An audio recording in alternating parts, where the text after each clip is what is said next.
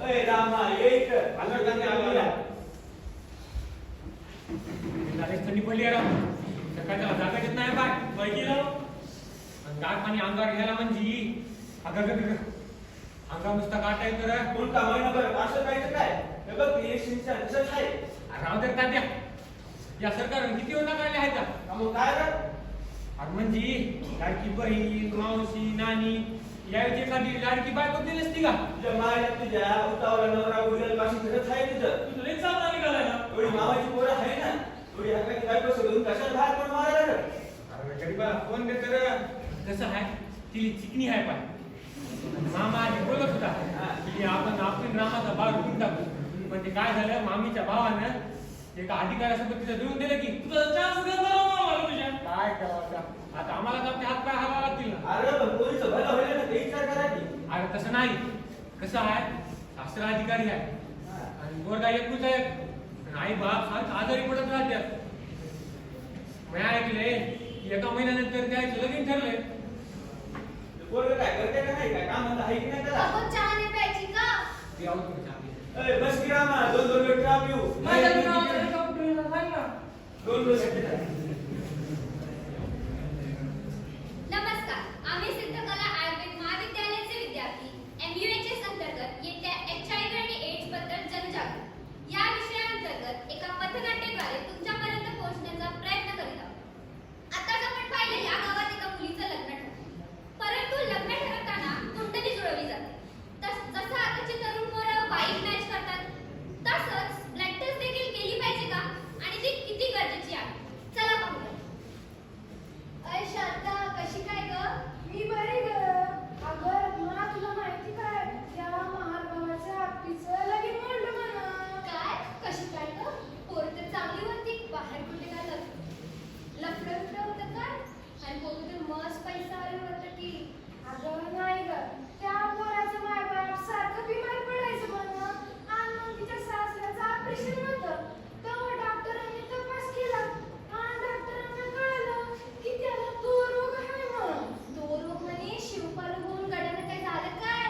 अगं नाही ग पोराला कळलं आणि पोरानं तिच्या होणाऱ्या सासऱ्याचा सासूचा तपास केला तर मग पोराला कळलं की दोघांना बी तो रोग आहे म्हणजे आता गाव त्यांना वाळीतच टाकेन बघ त्यांना शिवायचं नाही त्यांचं उष्ट खायचं नाही बया आरोप लय पटापट पसरतो म्हणतात काय गप्पांना महादूरचा पोरगा तर आपल्या हायस्कूलला शिकलेला त्याला इतकं समजा कसं काय माहित जाऊ दे ना रत्ना आपल्याला काय करायचं सोड तेच ना HIV यासारख्या रोगाबद्दल वैद्यकीय क्षेत्रापलीकडे समाजात खूप गैरसमज आहे जसे त्यांचे कपडे वापरल्याने त्यांच्यासोबत राहिल्याने त्यांच्यासोबत जेवण केल्याने एड्स पसरतो आणि एड्स होण्यामागची टाळणी विचारात घेतात लोकांच्या मनात विलक्षणीय भीती निर्माण होते साधारण समाजपटामध्ये आजही STD एड्स या सारख्या रोगाबद्दल पुरेपूर माहिती नाही या माटे नेमके कारण काय तो रोग म्हणजे गुप्त रोग बोलताना तोंडावर हात ठेवला ना या पातळीचा गैरसमज आहे या आजाराबद्दल पातळीचा गैरसमज आहे या आजाराबद्दल की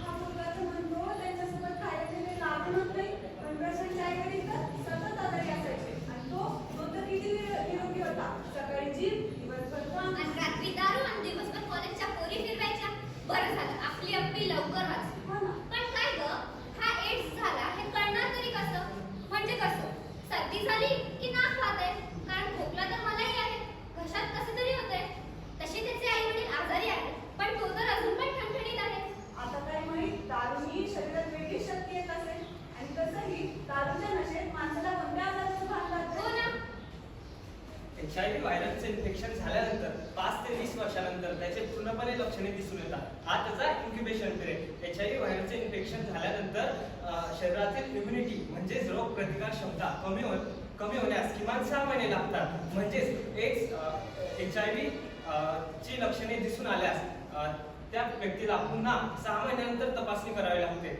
एड्सचे लक्षणे दिसेपर्यंत जरी रुग्ण HIV पॉझिटिव्ह असला तरी तो HIV कॅरियर असतो म्हणजेच आणि पूर्णपणे लक्षणे दिसून आल्यास तो रुग्ण एड्स पॉझिटिव्ह होतो. चला तर याची लक्षणे का बघूया. सर्वप्रथम HIV म्हणजे काय बरं? HIV म्हणजे ह्युमन इम्युनोडिफिशियन्सी व्हायरस. आता इम्युनोडिफिशियन्सी व्हायरस म्हणजे काय? पहिले तर तो एड्स म्हणजे आपल्या अंगातली सगळी रोगप्रतिकारक क्षमता कमी करतो. रोगप्रतिकारक क्षमता कमी केल्याने काय होते बरे? आपल्याला वेगवेगळ्या नवीन व्याधी होऊ शकतात, जसे की सर्दी, ताप, खोकला, मलेरिया, डेंग्यू असे वेगवेगळ्या आजाराने आपण आजारी पडून आपली रोगप्रतिकारक क्षमता कमी करतो. आता रोगप्रतिकारक क्षमता कमी केली की आपली तब्येत खराब होते व मध्ये रक्ताच्या उलट्या होणे, रात्री घाम येणे, अंगावर लागलं कधी तर चट्टे पडणे अशी त्याची लक्षणे दिसून येतात. आता आपण पाहिलं प्रशांतच्या आईवडिलांना एड्स पॉझिटिव्ह आहे, तर प्रशांत हा एड्स कॅरियर झाला व तो कोणाशी असुरक्षित संबंध भविष्यात पाळेल व त्याच्याकडून त्याला एड्स होण्याची शक्यता असते. 12वी विज्ञानच्या सरांनी एका 5 मिनिटात संपवलेला हा धडा किंवा टीव्हीवरील जाहिरात क्षणामध्ये बदलणारे आपले वडीलधारी मित्रांसोबत तरुण वयातील गप्पा मारताना विथ प्रोटेक्शन व विदाउट प्रोटेक्शन म्हणजेच निरोग यामधील फरक किंवा चुकून कधी विषय निघाला सेक्स किंवा कॉन्डम या शब्दाला उच्चारण्याची वाटणारी लाज, ह्या गोष्टी आहेत का HIV एड्सची पूर्ण माहिती नसण्यामागे की आपणच उघड्या डोळ्याने मनात गैरसमज बाळगून घेत आहोत? विजा, तू शहरात गेला तर जास्त शहाणा झाला का? आम्ही गावाकडे राहणारे लोक, आम्हाला या शब्दाची सवय नाही. आम्हाला काय माहित कसा होता आरोप? अरे HIV एड्स हा शब्द गुप्तरोग या शब्दाच्या राशीकडे पाहता साधा सरळ. HIV चे संक्रमण होते कसे? HIV चे संक्रमण HIV संक्रमित रक्ताशी जर संबंध येत असेल तर होते आणि त्यासोबतच अनैतिक शारीरिक संबंध लहान बाळाला त्याच्या आईकडून आणि HIV संक्रमित रुग्णाचे सुई वापरल्याने होते. म्हणजे यांना होत नाही त्यांच्यासोबत राहिल्यावर नाही. बघ, डीप किसिंग मध्ये जर रक्ताचा संबंध येत असेल तर होऊ शकते आणि डेंगू खोकल्यासारखे याचे जीवाणू तुमकेतून आणि शेंगातून पसरत नाही तर आपल्याला राहू शकतो. बरोबर आहे हो, याला सांगलं तर टेन्शन आलं होतं. बरोबर सांगलं चाल ना.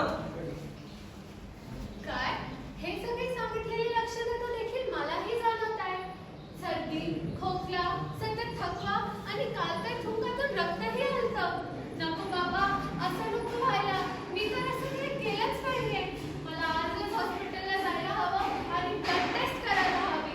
पण डॉक्टर काय विचार करतील? मला नेमकं HIV झालं कसं? अगं शांत हो, तुला ही सर्व लक्षणं जाणवत आहे म्हणजे तुला एड्स झालंच असं नाही.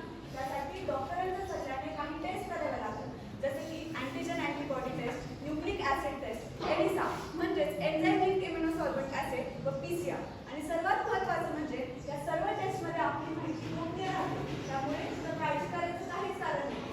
जर तुला काही शंका जाणवत असेल तर आपण आजच डॉक्टरांकडे जाऊ. डॉक्टरांच्या सल्ल्याने रुग्णाच्या शस्त्रकर्मात पूर्वकर्मांतर्गत किंवा सुदृढ शरीरासाठी करण्यात येणाऱ्या तपासणीसाठी जर तुम्हाला निदर्शनास आलं की तुम्हाला HIV एड्सची लागण झाली आहे तर न घाबरता त्यावरील उपचार सुरू करा. आपला आरोग्य विभाग या आजारावर मोफत उपचार करत आहे, ज्यात सर्वप्रथम तुम्हाला शासकीय रुग्णालयातून प्राथमिक रुग्णालयातून शासकीय रुग्णालयात नेण्यात येते. तिथे तुमची संमतीपत्रावर स्वाक्षरी घेऊन मग पुढचा उपचार सुरू केला जातो. मग प्रत्येक महिन्याला तुम्ही औषधोपचार घेतले की तुम्ही देखील इतरांसारखं हसत खेळत जगू शकता. परंतु हा रोग जर झालाच नाही तर किती बरा किंवा होऊ नये म्हणून काहीतरी करता येत असेल ना? होय, तर सर्वप्रथम शारीरिक संबंध करताना कंडोम म्हणजेच निरोधचा वापर करावा. असुरक्षित संबंध टाळावा किंबहुना अनैतिक संबंध पूर्णपणे टाळावा. थेट रक्ताशी संबंध येणार नाही याची काळजी घ्यावी. म्हणजेच तर काय, शेविंग करताना वापरले जाणारे ब्लेड, दारावर येणाऱ्या फळांवरील चाकू आणि गवंडी किंवा सुद्धा कामगारांनी ठेवण्यात आलेली स्वच्छता याकडे मुख्यतः लक्ष द्यावे. पण फक्त साधारणतः मनुष्यानेच काळजी घ्यावी का? तर नाही, तर डॉक्टरांनी सुद्धा काही काळजी घेतली पाहिजे. ते म्हणजे एका पेशंटला वापरण्यात आलेली सुई, इंजेक्शन हे पुन्हा वापरण्यास आणण्यास टाळावे. या रोगाने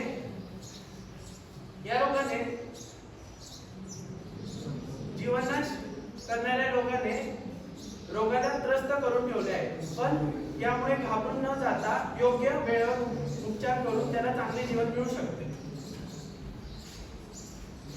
ही सर्व झाली जीवननाश करणाऱ्या रोगाबद्दलची माहिती. या जीवननाश करणाऱ्या रोगाबद्दल दरवर्षी रेड रिबन क्लब असे उपक्रम राबवतात. या अंतर्गत आपल्याला एड्स विषयी लक्षणे, कारणे, उपचार